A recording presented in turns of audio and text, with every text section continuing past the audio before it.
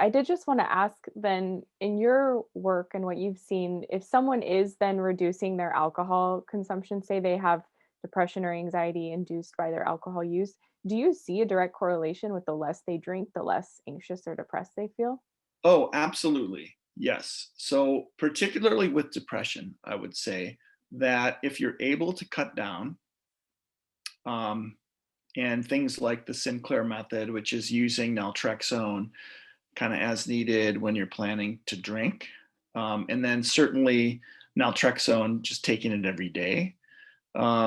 Those things are designed to help you reduce the amount of drinking. So again, that guy who was drinking 8 a day and we can get him down to two, his mood is going to be better with less alcohol.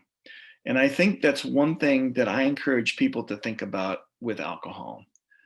Um, it's a depressant on your mood. So if you want your mood to be better, if you can stop drinking, your mood will probably be better. It's empty calories. Who wants to be fat? I know when I drink, I get the munchies. I mean, talk about other substances as well, where you really get the munchies. But with alcohol, it's like it's social. I mean, think about bars at happy hour: peanuts, popcorn, salty snacks. What do you do? Like, well, you have another margarita because the liquid and the salt and the sugar is very satisfying when you have salty snacks. Anyway, I digress. Um, so yeah, so reducing your drinking can definitely help your mood. So again, I think it's legitimate to make a plan of reducing your drinking. I'm always hoping that your ultimate goal is to stop, but I'm not going to twist your arm, and I think the best way to proceed is to sort of have the attitude of, hey, sure, I probably should stop. I'd like to stop. I'm afraid about how I'm going to get there. And so my attitude is practical. Hey, reasonable what you just said. Let's make a plan to cut down. So I might have someone go from 8, let's go down to 5 or 6, and why don't you do that, and let's touch base in a couple of weeks and see how it's going. you know so some people can't do it. Some people can do it. Some people go, god, I felt so much better with 5 that I cut to 3, and I feel even better. What do we do next, doc? So it's really variable what people do with that, but I think it's not a bad way to go. Wonderful. Yeah, I feel like it's a much more gentler approach, easier way to get started, less intimidating. So I'm happy to hear that you support that.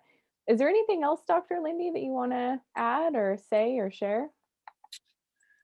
um